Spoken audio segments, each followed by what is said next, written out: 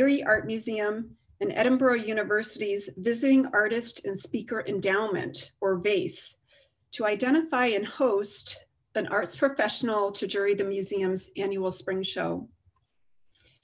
We at Edinburgh really value this opportunity to co-host a nationally recognized artist, curator, art writer, or critic to give students in the greater community exposure to someone who has achieved success and made significant contributions to their field. So we're really honored, sincerely. Bringing a high-level arts professional to Edinburgh and the region is a tremendously valuable experience and culturally enriching opportunity for the local supporters of the arts in Edinburgh University. Additionally, each year, the Spring Show features many Edinburgh University art students, faculty, and alumni, alongside other high-quality artwork, highlighting Edinburgh's arts contributions to the arts community with over 100-year history. So on a little more of a personal note, I've had the humbling experience more than once of being rejected to the Erie Art Museum Spring Show, sometimes with an M, like a maybe, that was then a no, only to see my talented students juried into the show. Edinburgh University and our art department would like to welcome Laura Demensick as our new executive director at the Erie Art Museum. So we're so excited about your new position. We welcome you, and I would like to turn it over to Laura Demensick now. Thank you. Thank you, Suzanne. I am honored to be a part of this dynamic arts and culture community in Erie. I am especially proud of the museum's collaboration with Edinburgh University, and to welcome artist, ceramicist, activist Roberto Lugo as the juror for the 98th annual spring show. The work of artists and educators is very collaborative, as you all know, and it is at its core about the sharing and dialogue. Roberto, in his juror statement, references the many ways that art collides with our existence as a viewer, a maker, or a collector. And this kind of artistic exchange offers opportunities to learn more about each other and consider what we don't know or haven't heard before. His intention on hearing from a wide range of voices shapes the show into a powerful survey of work from the region. In times of turmoil or uncertainty, art has the power to empathize with others in our shared condition, question the status quo, and offer new insights. Thank you, Roberto, for sharing your voice and your vision with us tonight. Awesome. Thank you so much. So my name is Leslie Sotomayor. I am an educator at Edinburgh University in the art education program. I'm an artist and a curator as well. And a few years ago, while we were both working on our graduate work, I had the pleasure of meeting Roberto Lugo at Penn State in his studio, working a lot of clay and having conversations while kilns were being fired, and we were theorizing and talking about our classes and our workload at the time as students. And it is my pleasure to introduce tonight a wonderful human being, an art activist in our nation, in our communities, and in our art field, Roberto Lugo. Roberto Lugo is an American artist, ceramicist, social activist, spoken word poet, and educator. Lugo's work draws together hip hop, history, and politics into formal ceramics and 2D works. Born in Kensington, Philadelphia to Puerto Rican parents, Lugo began his career as a graffiti artist before discovering ceramics. Lugo holds a BFA from the Kansas City Art Institute and an MFA from Penn State, and is a professor of ceramics at Tyler School of Art and the recipient of the 2019 Rome Prize. His unique works have garnered nationwide attention and numerous shows. Lugo uses porcelain as his medium of choice, illuminating its aristocratic surface with imagery of poverty, inequality, and social and racial injustices. Lugo's works are multicultural mashups, traditional European and Asian porcelain forms, and techniques reimagined with a 21st century street sensibility. Their hand-painted surfaces feature classic decorative patterns and motifs combined with elements of modern urban graffiti and portraits of individuals whose faces have been historically absent on this type of luxury item. People like Sojourner Truth, Dr. Cornel West, the Notorious B.I.G., as well as Lugo's family members, and very often himself. His work has been featured in exhibitions at the Houston Center for Contemporary Craft, the City Studio in Philadelphia, and the Museum of Arts and Design in New York, among others. He is the recipient of numerous awards, most recently including a 2019 Pew Fellowship, a Cynthia Hazen Polsky and Leon Polsky Rome Prize, and a U.S. Artist Award. His work is found in the permanent collections of the Los Angeles County Museum of Art, Philadelphia Museum of Art, the High Museum of Art, the Museum of Fine Arts in Boston, Brooklyn, and Walters Museum, and many more. It is my pleasure to welcome Roberto Lugo to our Erie and Edinburgh campus and community. Thank you so much for that amazing introduction. Just to make sure, can everybody hear my audio okay? Okay. You know, it's always interesting to hear myself introduced because, you know, it always seems like they're talking about somebody else. You know, just a few years ago, I was an undergraduate student in Kansas City, really lost in trying to figure out my way and what I wanted to do in my life. But that wasn't the first place that I was really stuck. So I'm going to go through a little bit of my background and how I got to make the work that I do today. But the reason why I mention that is because as the students who are here, and really anybody here who's an artist, you know, I never thought that a lot of the things that I have in my career I would have, but it also doesn't feel like, personally, I don't feel like I'm successful, right? It doesn't, I think like if there was somebody else who these things were like really important to be in these museums and things like that, I think they would feel that way. But I feel like the overall intent of what I want to do with my life is not there yet. And that keeps me constantly hungry and engaged and wanting to put that forward out into the world. And so I say that because, you know, as you're watching this presentation, I just want you to know that like it could, if you see something that inspires you, it could easily be you, you know, like I often try to share that because I don't want the responsibility of a lot of the things that I'm fighting for in my work or that I want in my work to be my sole responsibility. You know, I want to engage with other people in the community, regardless of their race, regardless of their gender, regardless of where they come from. And I think my work is a celebration of all of those things coming together and, you know, giving you a visual of what diversity looks like. You know, I think diversity is a form of eclecticism. And I think it makes every single aspect of our life that much more richer. So let's see here, I'm gonna pull up my desktop. And pull up my presentation. Great. Play button. It's always hidden in here, you know?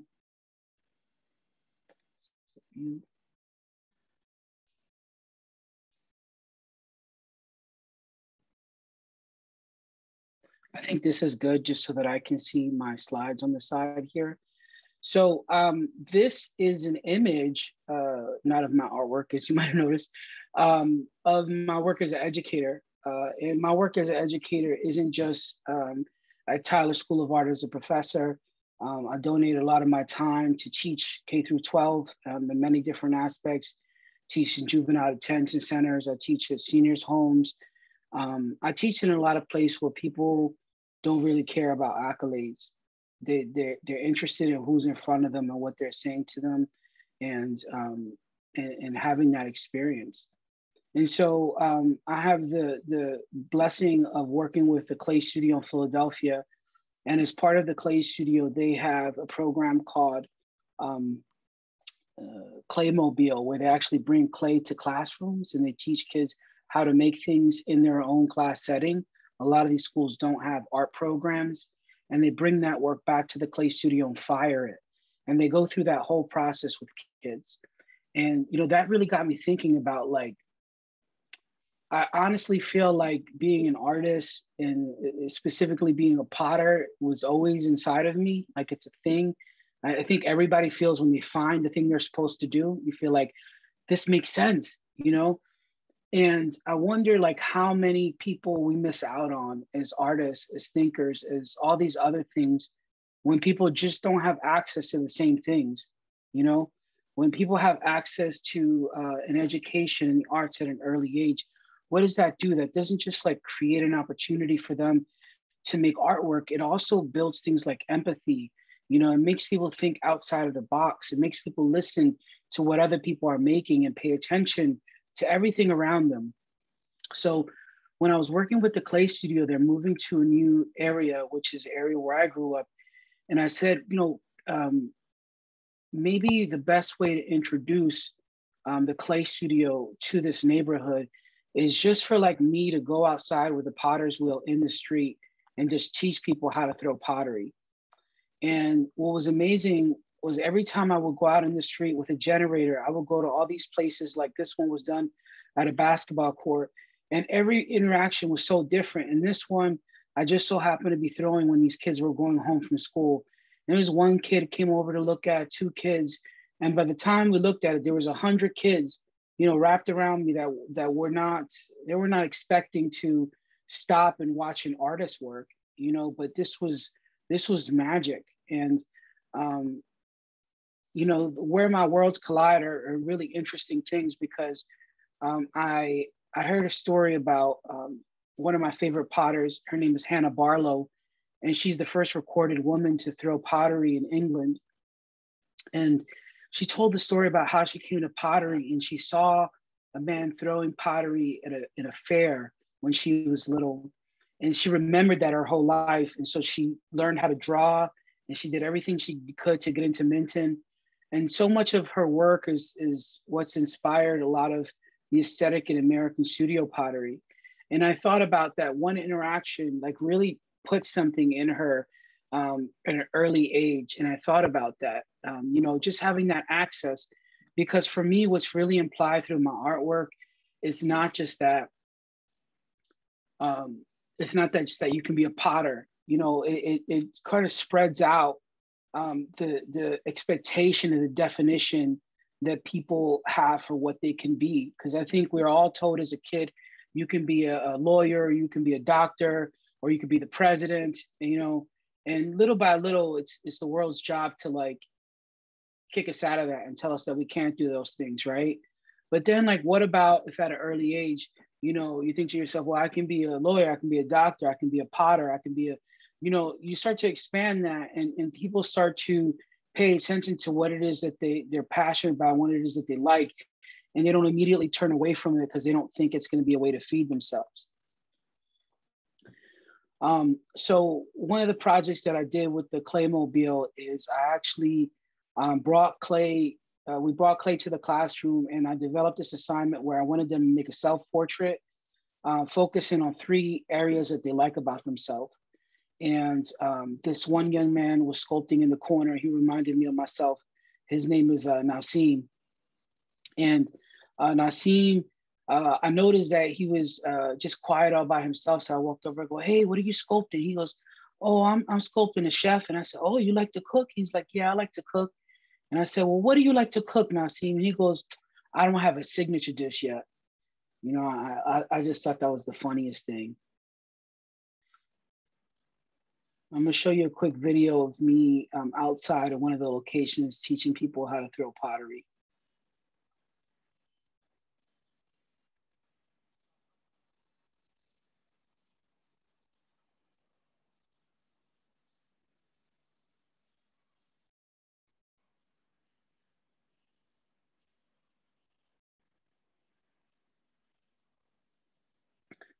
So one of the reasons why I wanted to show that to you is because I'm going to skip over this image for just a second.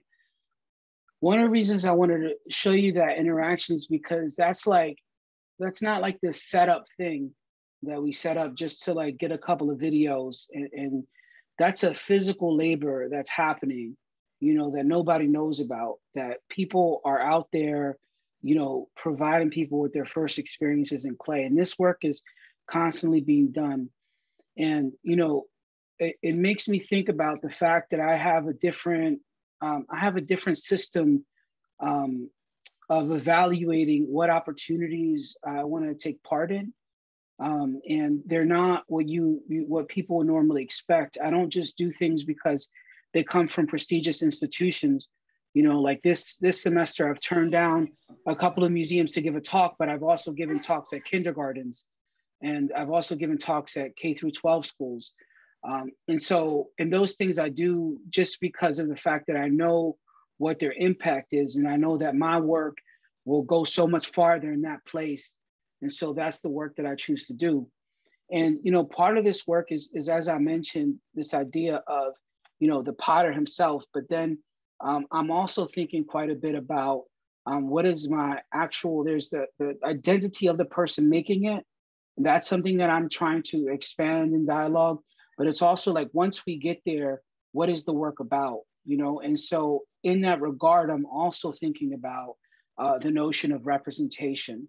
Okay, so I think a lot of us use representation in our work. There's a really great essay written by Olivia Goudet called The Postmodern Principles. And I read this when I was in school for art education. And in that article, she takes all the work of her students that are making work and responding to the world that we exist in, and using that to identify what postmodernism is. And I was floored with this because so many of the things that she separated into categories were exactly what I was doing with my work. One of the categories was juxtaposition. One of them was appropriation. And then, you know, I started to think about those as like instinctual needs that people have in art, just like those paintings in Lascaux being made, you know, 20,000 miles away or years away in a different country. You know, there's something in us that like wants to create. And I don't think that that is absent in people of color. And I don't think that is absent in communities where people have less money. So that means that we have a lot of people that are supposed to be artists and are supposed to be making, but they never get the opportunity because of the systems that we've created. So in that, one of the aspects that Olivia talked about in that was the idea of representing or representation. And that is something that I think is really important because I've winded up finding my way to go to college for ceramics, and I'm in a whole different world. You know, that's a really difficult part of my life is I'm a pretty lonely person, you know, because I grew up here my whole life and I was racially ambiguous and I didn't really fit in. And then I go off and learn ceramics. And, you know, that's where my career winded up taking me. But a lot of that work is a work of resilience and feeling different and feeling othered. And so anyway, my life is made up of being a part of like a Tyler School of Art and being engaged with a museum, and then simultaneously being engaged with the people that I grew up with. And those two people have completely different sets of priorities, you know, and I'm constantly, you know, thinking about these things like, what would Joey want to see on a pot when he goes to a museum? Because I did not go to the Philadelphia Museum of Art until I think like maybe a few months until before I got a piece in the permanent collection. And I used to be a security guard at the place right next door. But the whole reason why I never went to the museum is because there was a cost attached to it. And as a person of color in Philadelphia, it's like, why am I going to pay money to go to a place that has pictures and art done by people that are not like me? And this history is not a history that's like representative of my own. So there's really nothing in it for me. And so in my work, I want to really be in dialogue with these new passions, these things that I've fallen in love with, like royal porcelain manufacturers and the idea of developing what expensive looks like. Like I love those ideas and digging in deep to those histories, but I also really love hip hop. And I also really love the language where I come from. And, you know, so these two things exist within me. And so I try to put them out into the world. I see my pottery as functional, but not necessarily just like in terms of use, but in terms of their cultural significance. And so, you know, I made this piece a few years after Mike Brown died, and his face was not in the news anymore. And I always like thought about Trayvon and Mark Brown being these two people that like really made me aware that something's different now. Like I've heard of these deaths all my life, like I lived around them, but the fact that they were public and people were even talking about them was different for me. You know, it was like a moment of hope that people are talking about a Black person being killed on the news. Like usually no one cares, you know? And so I noticed that Mike Brown's name was not in the news anymore. And I started to think about my work and how my work is so insignificant. I'm just a potter making cups, you know, like what I'm gonna do affect social change? And then I thought to myself, well, I'm upset about the ephemerality of life and how this person's life was almost used as a political tool, you know, and like used by the media as much as they could to get ratings. But then when it was like not to their benefit, not financially beneficial, his name just dropped out and he didn't exist anymore. And I thought about that in contrast to the objects that I'm making and how seriously I take them, because I realize every time I fire something, it is going to exist in the earth for as long as this earth exists. And so I take that on as a big responsibility. And when I look at this pot, I think to myself, the functionality of it is giving permanence to someone's memory and the conversation that their life created on this earth, and putting it on something that will last way beyond the news channels. I just quickly wanted to show a couple of my paintings because one of the reasons why I think this is important is because when I'm showing my pots, you know, I kind of want you to get a sense of like how I break up my patterns and how I think about things, because there's a lot to do with like, I started off as a graffiti artist and I started making pots, and then I was trying to like teach myself how to draw and paint. And then, you know, both of these things sort of informed the other. But so many of my art influences growing up were not like going to a museum or finding out about or taking art classes. It was being on the streets of Philadelphia and seeing graffiti and seeing the colors and like those becoming part of my visual vocabulary. It came through like me lusting over Air Jordans and then memorizing the patterns that are on those things that like just touch a part of me. And then is the murals of Philadelphia. Philadelphia is one of the most world-renowned, you know, cities for murals.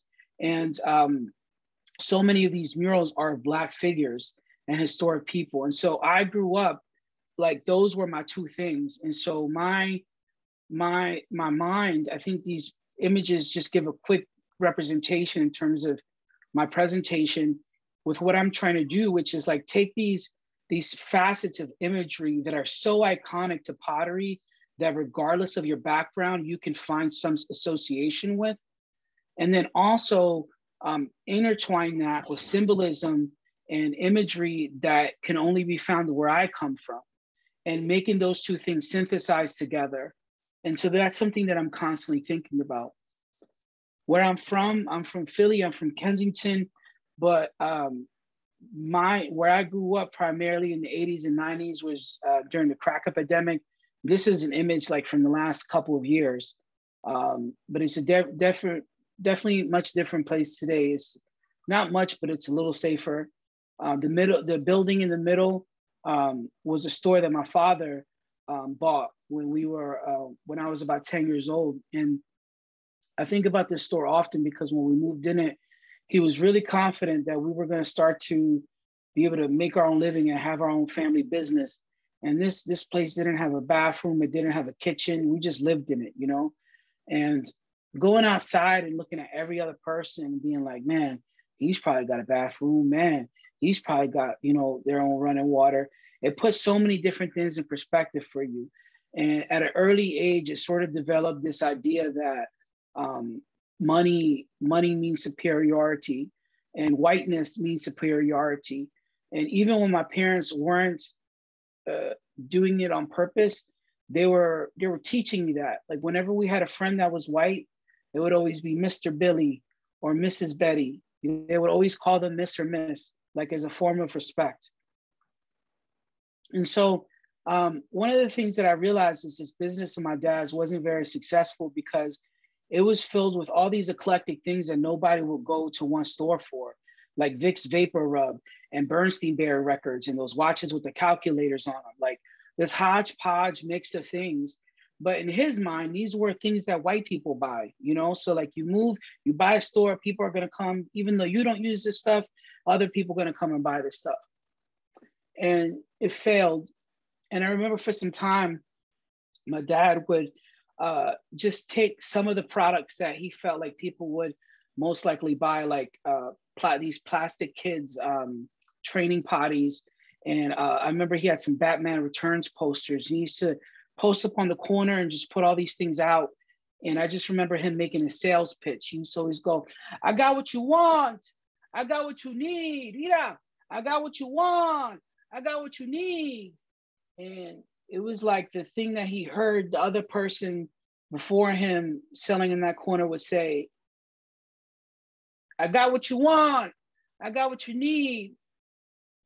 After a while, for me, I started to feel like, you know, what he was really like doing was he was like asking, you know, like, what is it that you want? Like, what is it that you need?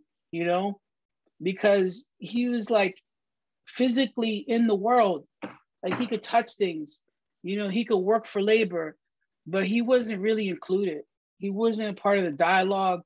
And, you know, being an American failed him because nobody included him in the conversations of like, of culturally significant things, or inviting them over to somebody's house to understand the language and the way that people communicate with each other. We were only surrounded in a sea of other Puerto Ricans. And what it reminded me of was when I went to undergraduate and the teacher, one of my assignments was to read The Invisible Man by Ralph Ellison. And this is still probably today the most influential book of my life, because what it did was it kind of reminded me of my father's story, like somebody going through life invisible, you know, and like, but having to do all the things that other people don't want to do, all the jobs that nobody else wanted to do. And so all of this is really influences me as an artist. You know, one of the things that my old professor, Chris Daly, would say, and I forget who he was quoting when he said this, but he said, perhaps what one wants to do, they learn in their childhood and they spend the rest of their lives, you know, trying to do that. And I think about that quite often because, you know, from the inception of from the beginning, excuse me, of me making pottery, I came to it from a whole different perspective. Like I left Philadelphia because so many of my cousins were incarcerated or in and out of prison, and it just didn't look good. And so I moved away, and then the place I moved to in Florida had community college classes and they were cheap. And so I said to myself, I'll just take a class so I can meet people my age and, you know, I can learn what it's like to not be in Philly.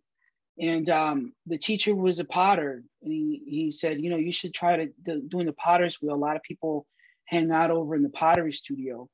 And when I sat down at a wheel, there was a complicated grouping of things that happened. It was complicated because I looked around me and I thought like I was like having fun, and I was like around people my age, and there was like, it felt like I didn't belong there. Like when I sat down at the wheel at 25 years old, it really felt like I wasn't supposed to be there. Felt like somebody was going to tap me on my shoulder any second and say, yo, what are you doing here? Excuse me. You know, because I didn't think that I was good enough to be able to enjoy myself or pursue something that I loved. And so I saw the wheel as a machine that makes round things. And I didn't see it as a machine that makes pottery, because I never grew up with pottery. So this is one of the first things I ever made in ceramics. It's a fire hydrant soap dispenser, because me and my dad would sometimes shower in the fire hydrant when the water would get shut off. You see, when you have people from all these different backgrounds, you know, your community is just that much more richer, because, you know, it's not just me. Like I was able to get from all of my peers how important pottery is, you know, and I think they winded up seeing, oh, like you can make sculptures out of this thing, and you can like get personal with clay. Like who knew that? You know, and that classroom wouldn't have ever gone there if I wasn't there, and if I didn't have those experiences. And so I just want to restate that again. So this is a piece that I made at Penn State, my first year at Penn State. I spent a year pursuing a degree in art education after my MFA. And one of my class was a curriculum theory course. And in the class, I asked if I could do a sort of video or creative assignment. And what I wanted to do was there was a lot of like discussion in school, and I noticed among the public about DIY, like do-it-yourself craft and culture. And I thought that was so interesting because like my father would do a lot of things that people think are DIY now. Like he still makes these pastele machines, which I'm showing next month in an art exhibit at a museum. I'm showing a pastele machine that my father made, which is a food processor that he makes from taking old motors out of old washing machines and then attaching a top of a tin can to it and puncturing it with a screwdriver until it becomes raspy, and then putting a pot flipped over on top so that you can put a green banana in it and it'll get pulverized within a second, you know. And it's just like he did that all from his mind, and the fact that he couldn't buy all these things, so he would just do what we call jonqueando, which is we would just go out and look through people's like what things people were throwing away.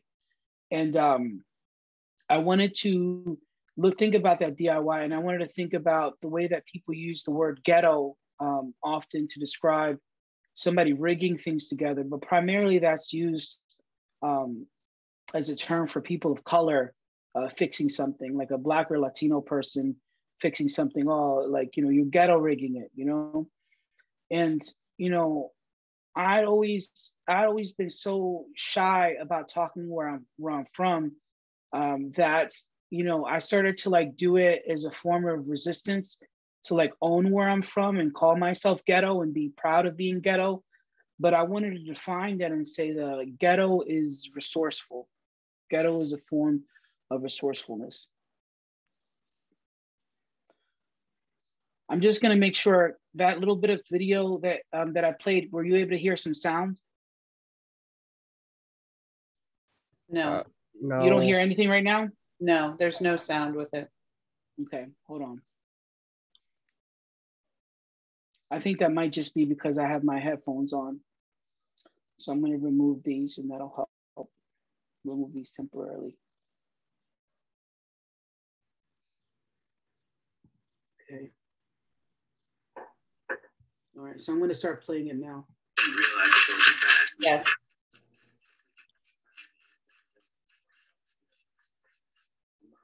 Scared after that, letting me play in that I should say the words aren't that important in this. Just, I don't want there to be silent. Go back and sit back, sort of pretending that we were driving around the city, and one of my aunts yells out, "Ice cream, ice cream!" All my cousins were much older than me. They all ran, and sort of like left me in the car, and I sort of did what I saw them all do, which was jump out of the window of the car, surgery, and getting my leg all sewn back up. I remember looking through the window of the room, the operating room. And my cousin was looking at me through the window in the cold drink.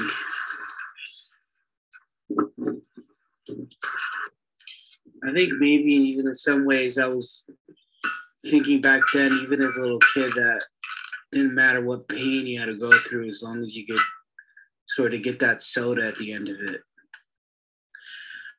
I have 50 something first cousins, and I think I might be the only one with diabetes. Losing my hair, morbidly obese. I always had a hard time being good at anything. But at some point, a professor told me to try the potter's wheel, do something great out in the world. But the more we get used to people, the result, because I wanted to make a shorter version of that. And that video is called Ghetto is Resourceful. And if you look up my name, Roberto Lugo, and Ghetto is Resourceful, you could find the full video. But I wanted to show that because that was one of my submissions for a project in pursuing a PhD in art education. And I'm still shocked today and so appreciative that my teacher let me do that, and that it was so well received. Like that video that I just made, like it traveled the internet everywhere, and they were so supportive of it. But it's really surprised me because there's so many parts of education that I feel are forced, like where, to do this, you have to do this way. And that's the only way to communicate. But what if somebody grows up in a whole different place and they have certain skill sets and abilities, but if you let them do it their way, and so much of education and why I teach is because I really want to figure out where they are at. I want to figure out who my students are and like what they're passionate about, and then figuring out what things I can do to help them with that. And then also being humble enough to know the things that I can't and who they should talk to about the other things that they need help with. So I think about that when I come to the classroom as an educator. And I'm going to fold in throughout my talk, I'm going to fold in my life as a father, my art and my education, my work as an educator, because they're all intermingled for me. Because all the things, the ways that I'm approaching all those things have the same formula. So an example of this is when I was little, my mom got a credit card application, and back then you got it from a bank and you could pick whether you wanted a Visa or MasterCard. And so my mom, she looks at both. My mom is very religious, and she waits a while. She goes, "Robert, I'm gonna get the Visa card because nobody's the master but Jesus." That's my mom. And I thought about that because the use of her words was like her idea of master meant somebody being in control of you. And like, it's about like, it's not just religious, it's about like slavery and like all these, the only ways that she's heard the word master, right? And then me as a little kid, I already like knew what MasterCard was. So I was already more like culturally connected to the place she grew up at. To the place that I grew up in. And so I think about that often because there's so many facets of our lives that we see things, our obstacles as defects. And in my life, I've grown to like use those as effects, so this idea of thinking about hearing a word and misunderstanding it, it's like this life of a homonym, like my whole life feels like a homonym. Like when I listen to hip hop, that's all they do is, think about 12 different ways to use a sound to make different words. I don't take nothing for granted, was born with a heart of granite, but granted, if I was granted chief commander, I would do better than granted. And that's with or without a grant, kid. Taking the things that you think are your defects and then allowing them to be what makes you distinct. Is who you are. And we also need to create systems where people can flourish with that. My work also creates these dialogues that are sometimes out of my control, but I'm aware of the implications of them. Like I painted this piece years back before all the events of this year, making people reevaluate and like the NBA and the NFL getting behind Black Lives Matters, whereas like they were strictly opposed to it before. So Colin Kaepernick was as divisive a figure as possible. And I was thinking about how time will show that making a decision like he did to essentially lose his career to stand up for something he believed in will be seen as like a positive movement in a direction towards a more equitable world. And I thought about who else reminded me of that, and I thought of John Brown. You know, for those of you who know John Brown was he was white, and he was anti-slavery, and he was killed for his beliefs. But nowadays, when we look at somebody like John Brown, I don't think John Brown's a divisive figure anymore. I think you're either pro-slavery or you're you know, anti. There's no in between. So, you know, most people look at what John Brown did as positive, right? And so I think very similarly, you know, that's what happens. Like history repeats itself. And I look at situations like Colin Kaepernick, which is like, I think all these people who are like shitting on him, and he was such a controversial figure, you know, now all of a sudden like are support of Black Lives Matters and these other people, but you know, he's still like lost in the wreckage. Like he's not getting that NFL career back. So when this piece was purchased by the Newfields Museum, you can look up online. There's a couple of articles about this particular piece, and one amazing curator, Kelly Morgan, who really defended the acquisition of this piece being accepted into the museum.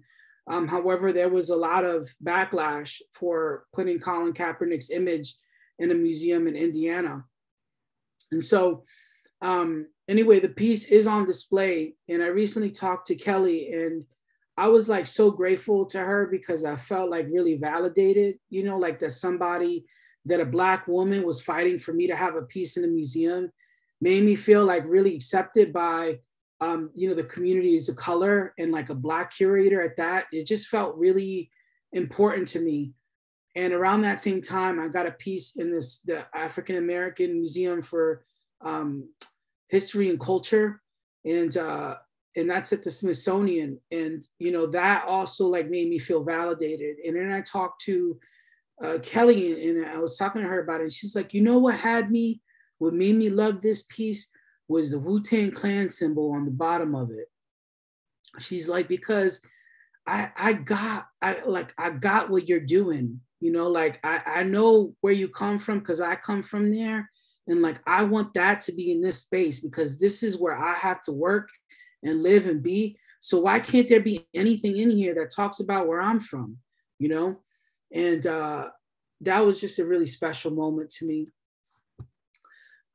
This is an earlier bowl, but one of the things that I want to, you know, keep talking about is the idea of like figuring out for myself, where does my background come and influence into my work? And so in terms of the design and the aesthetics, I'm often looking at a lot of the traditions that are really iconic to, you know, American consumer pottery, you know, like the calligraphy of Asian ceramics. I feel like my pottery, I mean, the graffiti lines, the way that somebody uses a graffiti line and moves it and sways, it's very similar calligraphy. And then I was thinking about the way that a glaze runs if you overfire it is very similar to the way that a spray can paint runs if you overspray it. And so from my perspective, every time I'm coming to a work of art, I'm always coming to it from that place, you know, from like allowing, you know, that part of me that's instinctually like, oh yeah, I see the hood part of this, you know, like that's where my mind goes, and I kind of have fun with that. I wanted to relate this piece on the right here to what I was talking about earlier with Mike Brown and thinking about my work as functional. A few years ago, Kendrick Lamar won a Pulitzer Award for his poetry. And, you know, it struck me that like, it was a real positive moment in the hip hop community that somebody could, you know, get to that place to get a Pulitzer. And then I started to research like all the winners before then. And I found Gwendolyn Brooks was the first Black female poet to win a Pulitzer. And so I wanted to make a vase with Kendrick Lamar on one side and then Gwendolyn on the other side.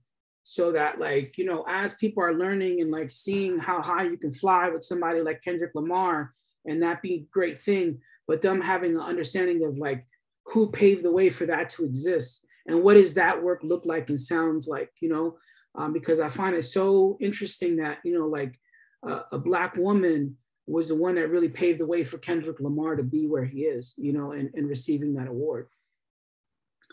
I will also want to show this pot, because I feel like this pot starts to get to that point where you start to see the way that my work starts to meld different cultures. Like at this point, I was really into kente fabric and Asian, specifically more like Chinese overglaze paint, and also thinking about the forms and colors of the graffiti and intertwining these, like, you know, why not give the Chinese patterns the colors of the African flag, and why not, you know, make this graffiti the purple that would be found in the Chinese pots. And so I love playing around with those things, but also at the end of the day, I rarely say this about my own work, but this is one of my favorite teapots, and I like to think about it as beautiful. And the reason why I think it's beautiful is like not just like the form and everything, it's the fact that like I'm showing that all these things can coexist and coalesce,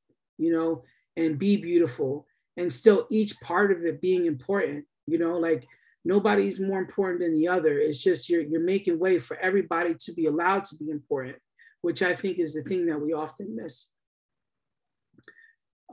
Here are a couple of different ways that my work as an educator kind of falls outside, like it's had echoes in the community. So I gave a lecture a few years ago at a national conference for ceramics. And it was a short little like 10-minute lecture. And I get so many emails and pictures from teachers all over the country who show them my video in their classrooms every time they're about to start working with clay. And some teachers have been doing this for like 30 years. And they write to me and they say like, it's the first time I've been able to really connect with the kids that I teach, because like I'm showing them somebody, you know, who talks like them and like is from where they're from and is the same race that they are, you know, that they're successful at doing this thing we're about to try out. And that means a lot to them. And on the right, I teach at Haystack School of Crafts sometimes in the summer, which is an important part about being a crafts person, is, you know, really being able to donate a little bit of your time every summer to continue teaching others like what you know how to do. And so we created a scholarship to send a student of color there every summer, fully paid, and they get money for their travel. And that's the Roberto Lugo Fellowship, if any of you want to apply for that, at Haystack every summer. And so I just want to give one last quick example of how my work as an educator and me personally winds up interacting with my artwork. So one summer I was giving a workshop in Baltimore. So I went to Baltimore. I was there for like a month, and I signed up to teach these women at the Beta House in Baltimore. As a senior center for people, and most of their residents are, well, they're all seniors, but most of them are Black. And so I got this great opportunity to just be in Baltimore and make work. And then I got to teach these folks what it is that I know how to do. And man, it was just like, you would just hear the most amazing stories. You know, like one of the women in my class, I think she was like 80. And she was, you know, making this, she looked like she's more fit than I am. And then one day she brought her mom, she's 80 years old, and she brought her mom to show her mom her artwork in class, you know, like all the feels, you know.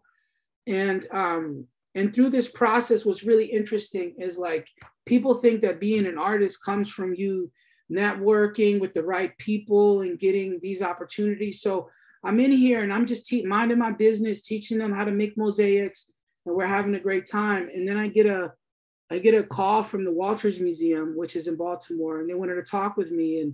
And then this opportunity teaching this women led me to have my first museum solo show.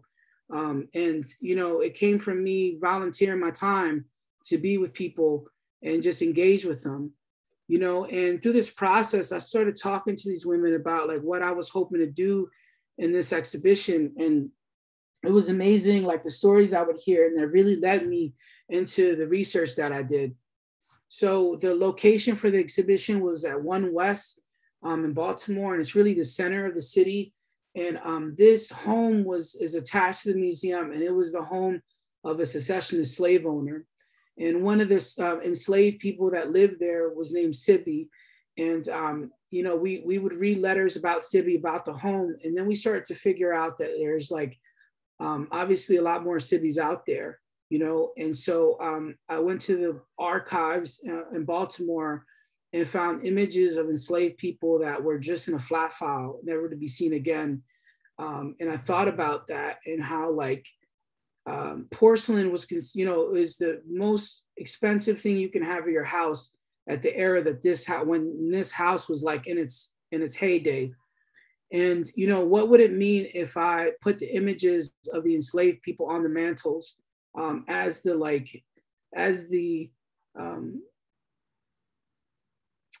a form of, for me, it was really a form of protest and a form of saying like, this is our place now. Like we all own this place and you don't get to tell us who gets to go on the mantle anymore. The maker is brown. The people I'm painting on them is brown. And I'm gonna put it right in front of your mantle in your home. And that's really the intent that I went with it. I don't know what the museum was going with it, but you know, I think that's how a lot of people responded. And you know, a lot of who I am and my background falls into how I interact with people. Like, for example, the thing I was really amazed by in this particular exhibition was the response by the security guards, who are mostly Black, and people feeling like, I had a couple of emotional moments with people where they were like, this is the first time I had somebody here I understand, you know, and like people are asking me questions and I know how to answer it, you know. And so I did this project where I slowly started to get pictures with all of them. And I drew them all like portraits, all the security guards I ever talked to. And I gave them like little teapots and plates when I left. But I was just thinking about that because one of my first jobs when I was an undergraduate student was also being a security guard at a museum, and sitting with artwork and seeing people respond to it and feeling my feet hurt so much. Like one time my feet got blistered so bad that I couldn't walk the next day. And, you know, it was just this like feeling like I'm going to art school and the best I'm going to be able to do is like be able to watch over some other artists' work, you know. It didn't feel great. And so, you know, this opportunity to exhibit in a museum kind of felt like, to me, I wanted to also talk to that person, you know. And so there's this piece over the mantle called Kicking the Door, which is also a Biggie song, but it's inspired by Della Robbia pottery. And this mantle is like, you know, it was like the place, you know, you're eating, you're dining, was like the place. And so I made this Della Robbia piece that is inspired by the servant doors that are right around the corner from this piece. But with me jutting out of it and me having handcuffs on my arms that are broken. This is the first thing you see when you go into the museum, the piece, this Frederick Douglass piece on the left in this niche. It was not historically made for that, but that's where it permanently is. It was purchased by the museum and it stands there, from what I understand, in perpetuity. And then this door right here in the bottom, this is the enslaved people's door. So you have this stairway going up, and then you have this other stairway, so you don't even have to be seen. And, you know, it just reminds me, like, there's so many of these moments, everybody, that remind me about like why a lot of us are doing the things we do. You know, sometimes when I'm around so many other like liberal people, I get exhausted. You know, I get like exhausted with how much oppression there is in the world and how much pain there is in the world. And I just want to shut it off. And then sometimes, like, when I go places and I just see, like, whenever people are given the opportunity to be racist or to show who they are, they do. And I just become more and more aware that, like, these things clearly still exists and affect many people's lives. You know, I can't grow tired, you know, like, because my whole point of me, and this is why I was saying earlier that I don't feel successful. The whole point of me is to make it so that like my students and the students after that could feel like they're in a comfortable place to be able to make work about whatever it is that they want to make work about, you know. Maybe somebody gets to just be a functional potter. Like I have somebody named Mike Taveras who I went to go visit an undergraduate when he was graduating. And I said, you know, what do you want to do? He's like, I really just want to be like a functional potter, you know, but like everybody here, they like applaud me when I like make chains and when I like do this and when I do that. And I said, and I said, you know, I shared with him, I didn't give him any advice, but I shared with him my experience. And then I had a similar experience and how that winded up affecting my work. And then this year I see that he got an apprenticeship with a wood fire in the Midwest, in Illinois. And, you know, it just reminded me of like something that the people in my generation are doing has made it for like him to feel comfortable to just go pursue a career in wood fire and know that he'll be all right, you know? And so I just wanted to maybe end my part of the lecture. I know we're gonna move on to a panel, but I wanted to share a piece of my poetry with you, because I feel like that's something that like I try to always do when I'm in person. I always feel like something's a little lost when you do it over the internet, but you know, I'm gonna try. Look, you ever have a pain in your heart that no drug could fix? It leaks down in your stomach and makes you sick. I've tried everything I can, but there ain't no fix to get rid of it.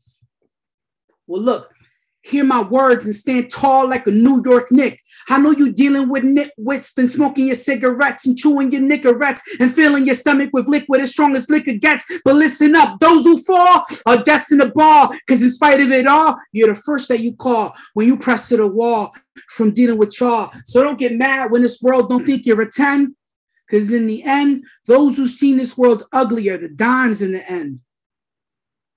Thank y'all so much for having me and for being with me. I think we're going to move on to a panel now, right?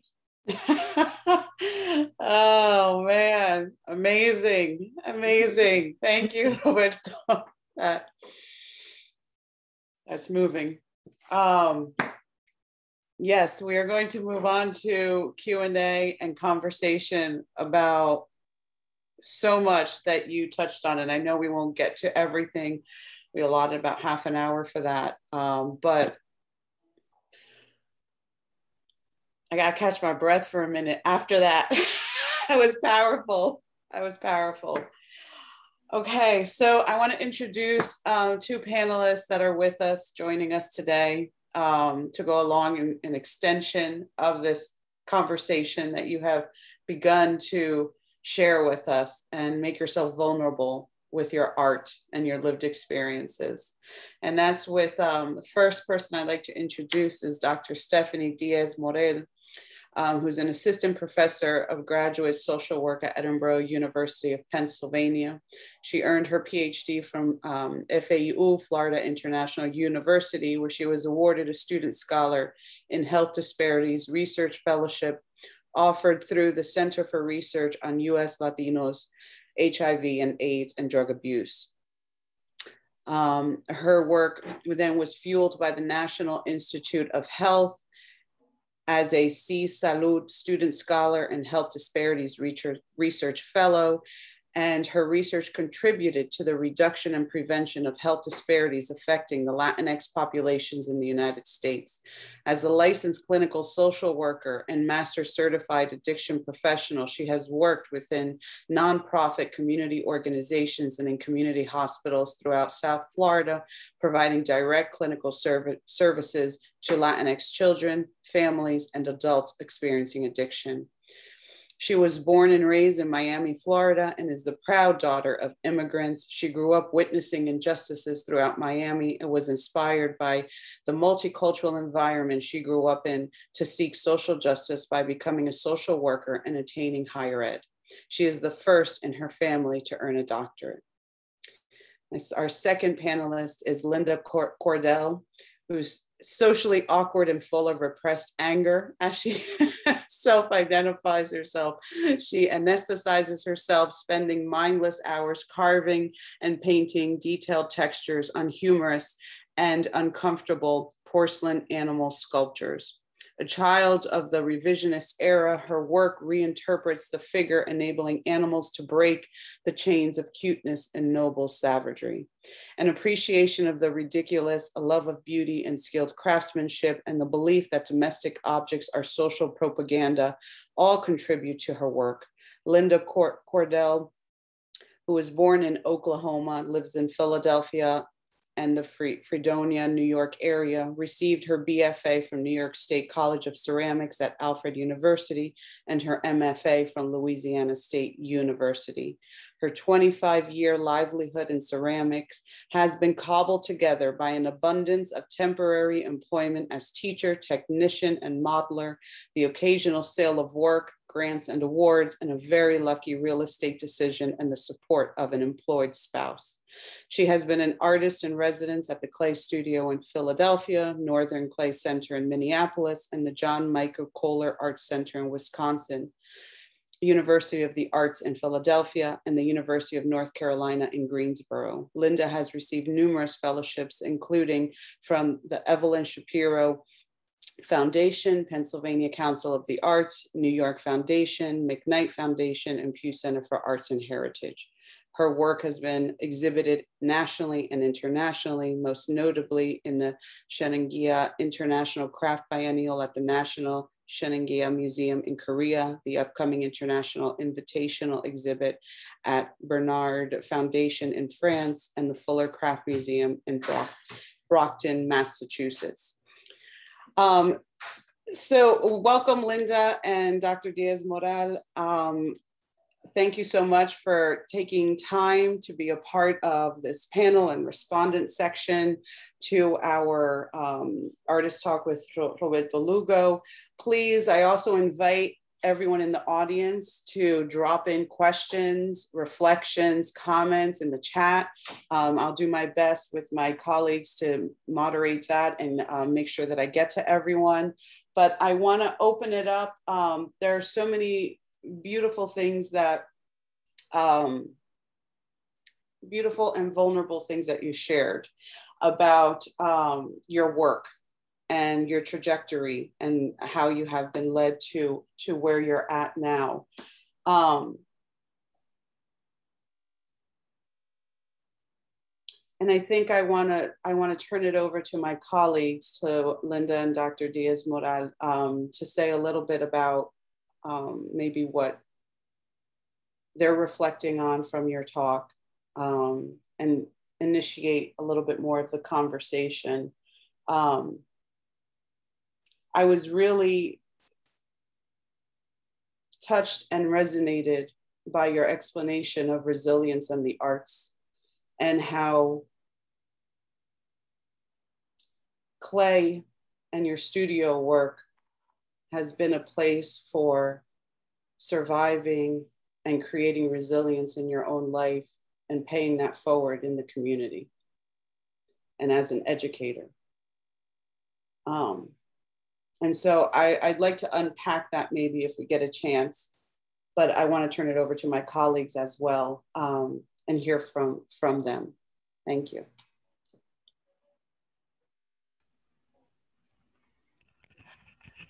Do you want to talk, Stephanie? Should I go? Whatever you prefer. I was just still kind of gathering my thoughts. There's so many things that I wanted to kind points, of right? Yeah, I guess just to reflect briefly, you know, Roberto, I was thinking about when you were mentioning representation matters, and how so much of the work is involved with that. And as a social worker, I work within the systems of oppression, trying to help those who are from oppressed and marginalized communities. And at times it can be empowering, and we can see change. And at times it can be frustrating because you just see the impacts of systemic racism and the way in which this country was built, and how the people who are from these marginalized and oppressed communities continue to have intergenerational, really, traumas that make them feel that there aren't opportunities for them. And so by seeing someone who can do something that maybe they thought wasn't ever possible, like being a potter, and not only just do it, but being yourself and doing it, right? You don't have to put on a certain persona to do it. You're found how to connect your various intersectionalities, and just by, you know, as you shared with your story, having people who gave you the opportunity and said, you know, you want to try this. That one professor said, you want to sit at the kiln and see what it's like. Everyone's hanging out there. And I think that's really powerful. And from my perspective as a social worker, I've seen how just that one trusted adult, that one person who says, you can do this. And in the moment, the reaction from the person might be like, right? Or they might not think about it, but later on, it has such an impact in their life. So I really am, I guess I kind of feel that what you're doing is creating a culture shift. You are sembrando semillas, right? You're planting seeds. You're seeing the work now of the impact that you're doing. And I think that that's absolutely wonderful. And I just think about the so many times that I would sit in a room like with Latinos, and we would see someone, you know, in like a traditionally white space, that one famous Latino would show up, be like, oh, the first Latino, you know, who did this, and they'd see on the news station, and they'd be like, oh my gosh, there was like a pride amongst everyone in the community, because now it's like, oh, one of our own people, right? We can do this. And it gave everyone a little bit of hope of like the next generation. Maybe this isn't going to be something that's so rare, right? Because now more people are going to know, oh, it's all right to do that. You don't have to act a certain way. You can be true to yourself. You can be vulnerable and engage in this. So I think that's beautiful. And just, you know, thank you. Thanks so much for sharing that. And big shout out to you, because my partner is going to grad school right now for social work, and that's most of the selfless work that's done in the world. Like, social workers are just angels. And you know, my partner is just like, this is, you know, basically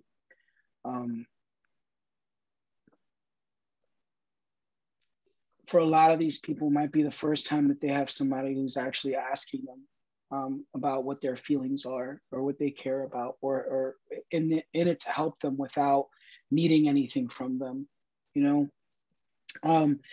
And I was thinking about that in terms of what you were saying, because, you know, one of the ways that it comes to me is as a professor, I try to have boundaries, but I also try to allow myself to be vulnerable, because I want them to know who I really am, and the things that I struggle with, so that they feel like they can tell me what they're struggling with. And well, I asked my students the other day, I wanted them to do a presentation on figuring out maybe some residencies or schools or things that they wanted to do in the future.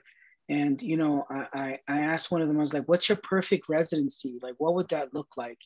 And he said, anywhere that'll have me, you know?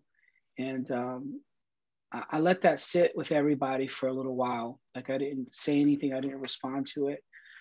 And, you know, I said, I know exactly what you mean and how you feel, but the only reason you feel that way is because nobody's told you that you're worthy, you know?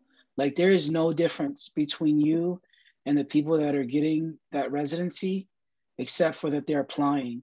And at some point, somebody asked them to, somebody like, you know, encouraged them to, they had somebody to remind them.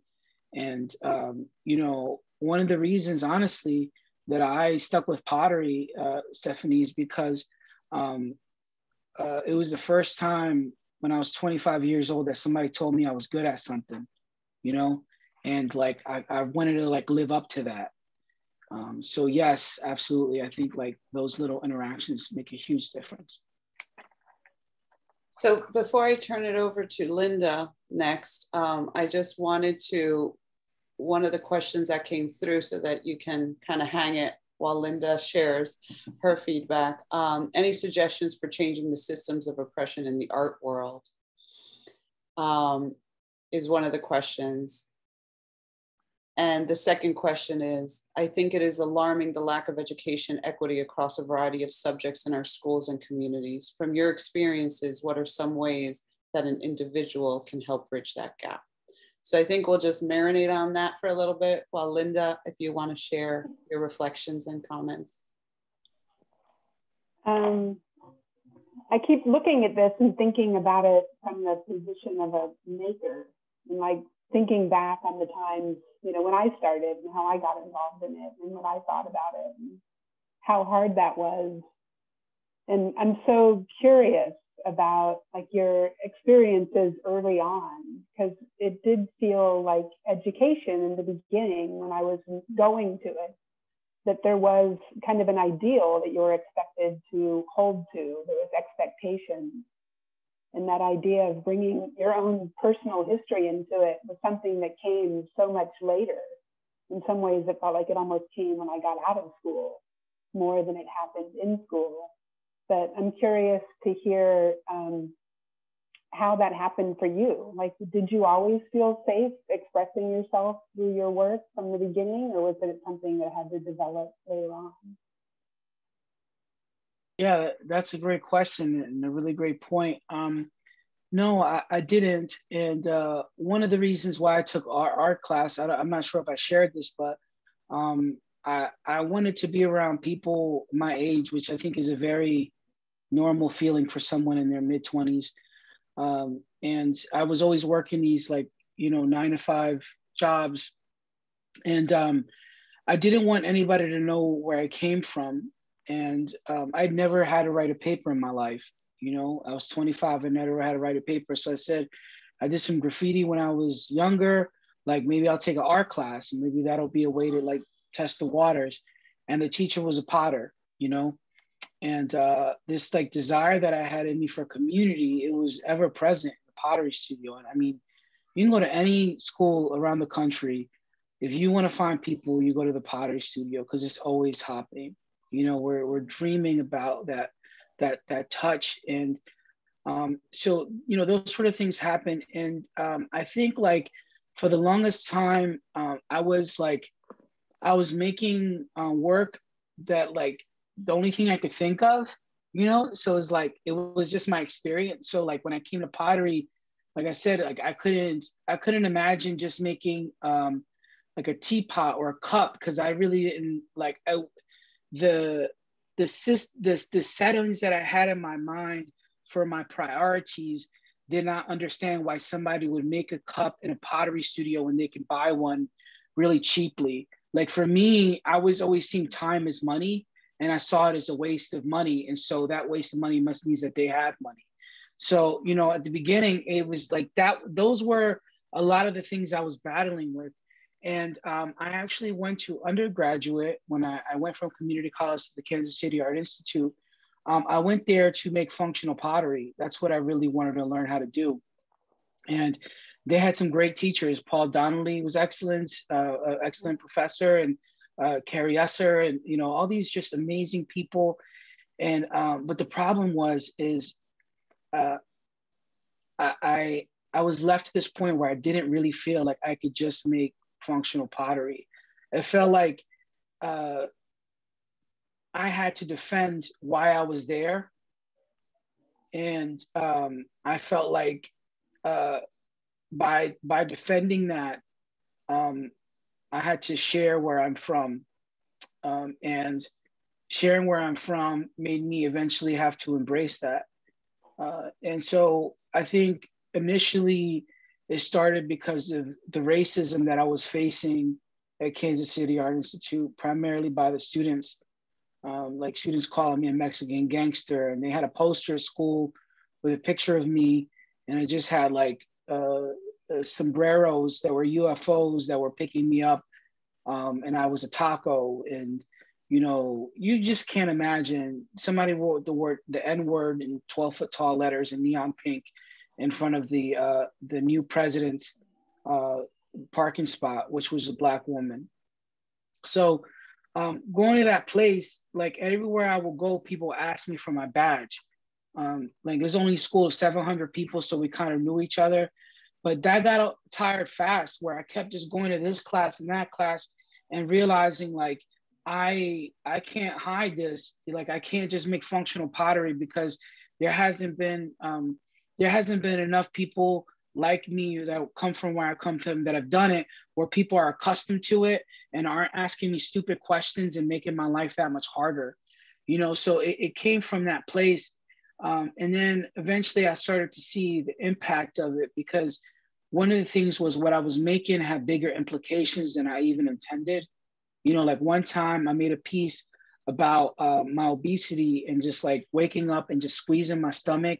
You know, the obligatory naked picture that every undergraduate student has to take, you know, and I put it on a plate, and, you know, the program tore me up about it. It wasn't cute. The plate was all wrong, blah, blah, blah. So I applied to an art show, and I got to this art show, and these two women come from behind me, and they start hugging me, and they're like crying. And I was like, what is going on? I thought my mom had come to visit me or something. And I turned around, these are two complete strangers, never met them in my life, but they were both standing by this piece and saw like themselves squeezing their stomachs, because they saw it with somebody else's head. And it really like did something to them, where it made them realize that like, that's not something they only do. Like other people do that too. And they responded to that so deeply. And so this one place didn't even think it was worthy of being in the student show. And then this other place is like in a spot where it is being seen and appreciated, and is actually having an effect. And so I would say that like a lot of my work is a response to the places that I find myself, you know? I feel like pottery is always going to be partly a reflection of the maker and their passions and what they're interested in and what they want to see in the world. But I think like mine's is the same thing. It's just, it might look different because of how I see the world. Wow. It's amazing. So there's some more questions coming through, but I kind of wanted to maybe touch on the first one that let's see if I can pull it up here, about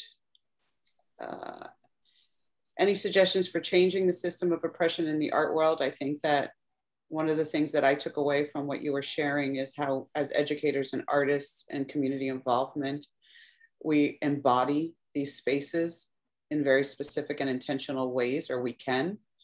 So maybe, I don't know if you wanted to say something in response to that, and also about your experiences and what are some ways that individuals can help bridge that gap.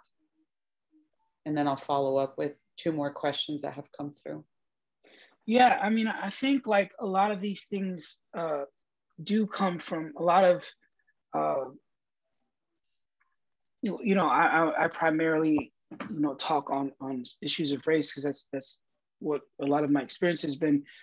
But I think a lot of the things that actually trouble people aren't what we think of. Like, yeah, I did just mention like somebody writing the N-word really big, or the things people wrote about me. But what really hurt me was not being accepted. Like me having empanada parties in my studio, inviting all my white classmates, and them coming and just eating the empanadas and leaving right afterwards, and like never inviting me to anything they ever did in my entire time in school. Like, it was clear that I was different. And I think like what people pay attention to are like the words and the this and the that. But what it really is just like, it needs to not become an issue anymore that I'm different. You know, like I need to be able to be in a space and just be like everybody else, you know, but people treat you differently when, like, whatever difference it is. If you're in a classroom, you know, full of straight people and you're queer, you're probably gonna get treated differently. If you're in a white person in a room with all Black people, and for me, that's why I really think it's important to understand what are the actual things that are affecting people in their day-to-day, because I think a lot of people are spending their time online being activists, and they don't realize like a lot of the shit that they're actually doing in life is what's making people cry and what makes people want to quit. And they're too busy spending time, you know, critiquing somebody else online who they don't even know. And so I think it's a lot about,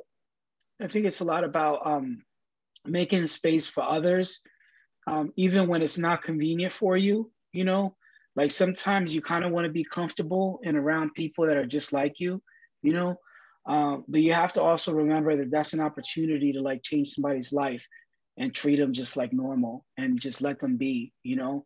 So it's actually not these big grand gestures.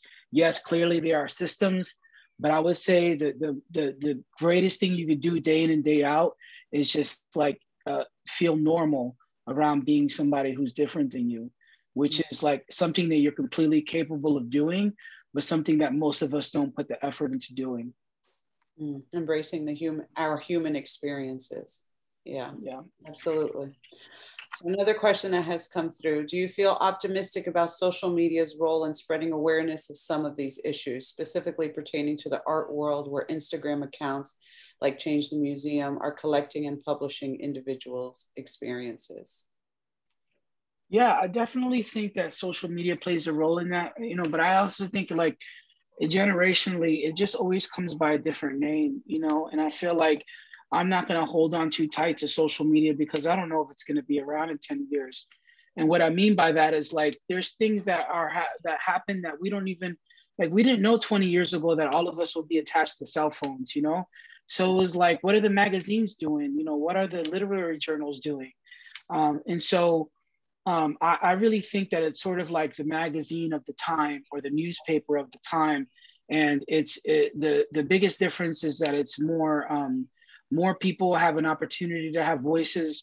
And, you know, obviously, depending on what side of the world you are, that could be good or bad, you know, because people know that someone like me is really insecure, and they will pick at that to make themselves feel better. And so there's also a lot of, you know, mental illness that I think is not improved by social media, because a lot of times people are just showing the best of themselves.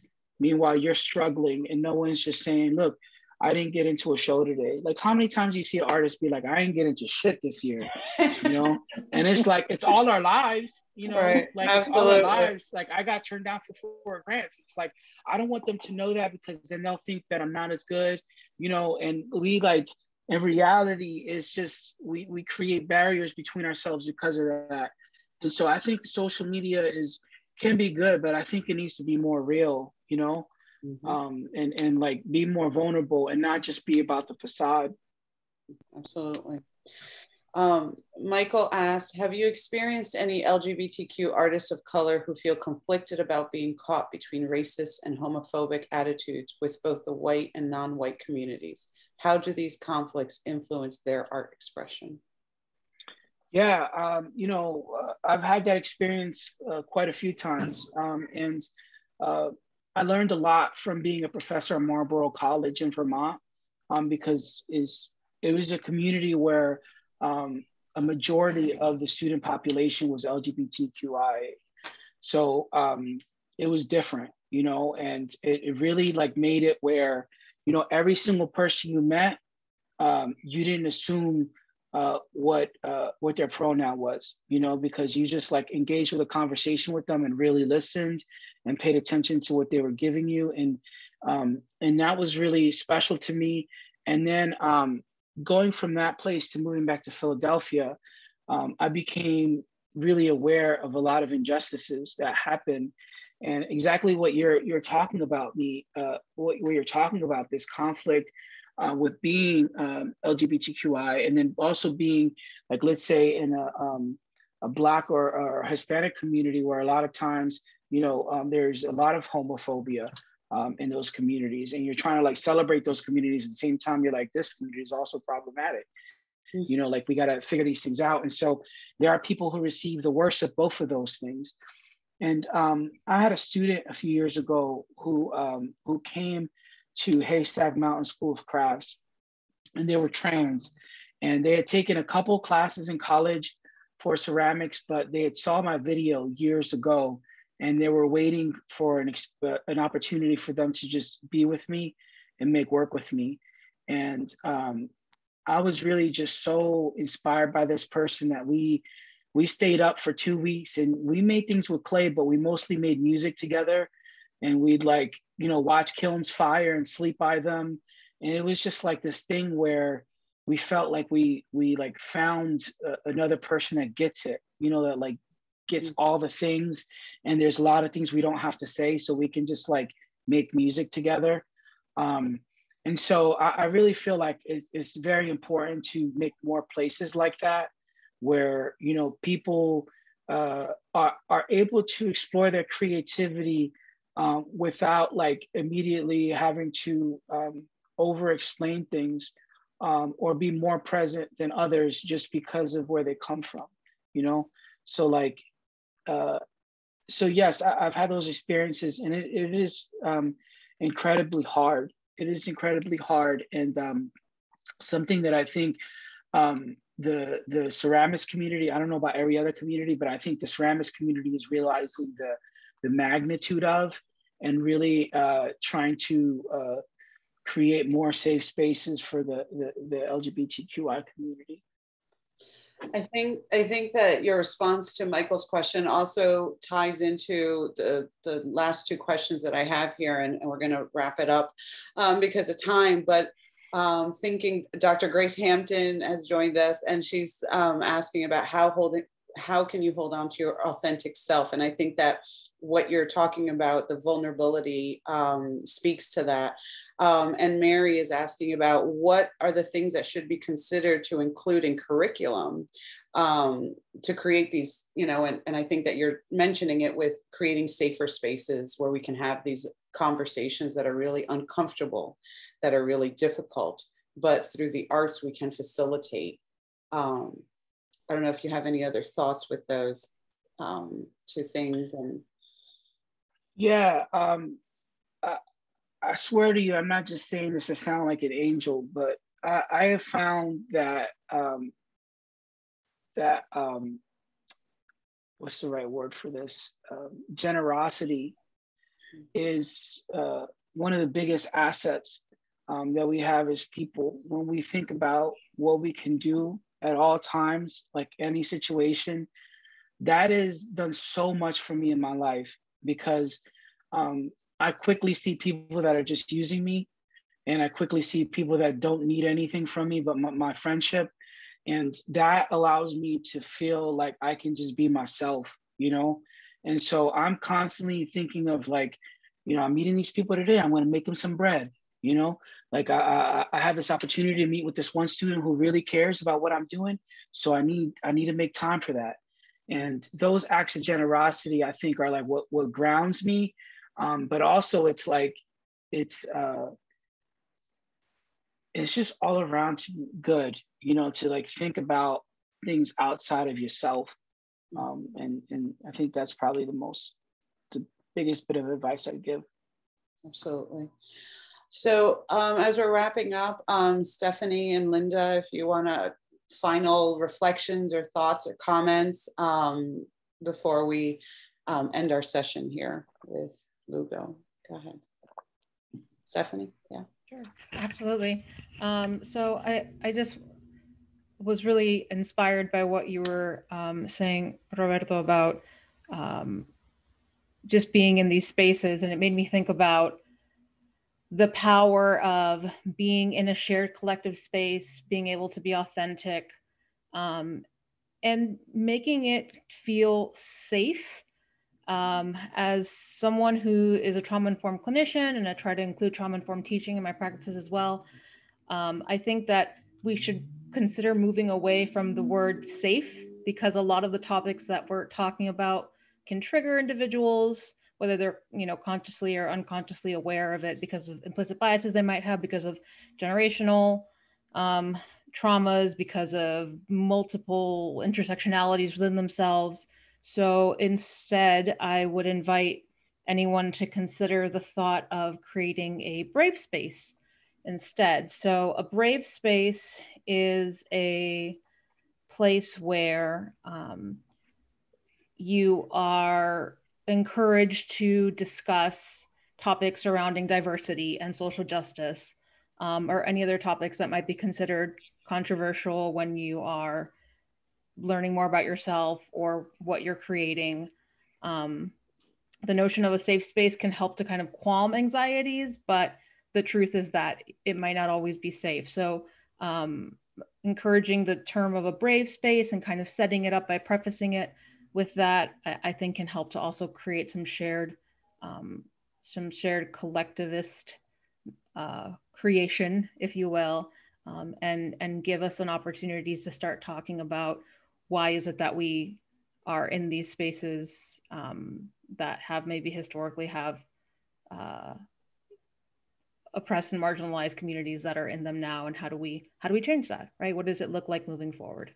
So that's just one of my thoughts from everything that you shared, Roberto. It made me realize I think you do an excellent job of cultivating a brave space, and you're laying the foundation for the next generation wonderfully. So thank you. Love that. Linda? It's just amazing. I'm so excited to see your work and to hear about you talk about your work. And I love the connection to the European porcelains that you're referencing, and would love to talk about that with you forever, really, like why you're picking the forms you are, and how you're choosing them.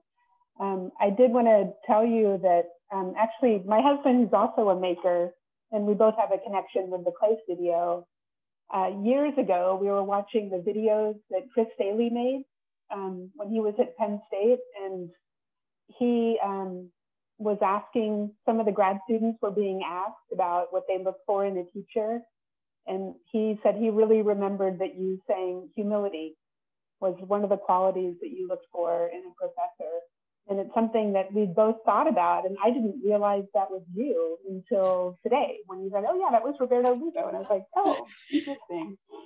But it's so important, like having been in the ceramics world and knowing how like white it has been, and you know, a lot of males, but actually it was a space that I felt comfortable in as a female pretty early on, because there'd been such a long tradition of women in the craft.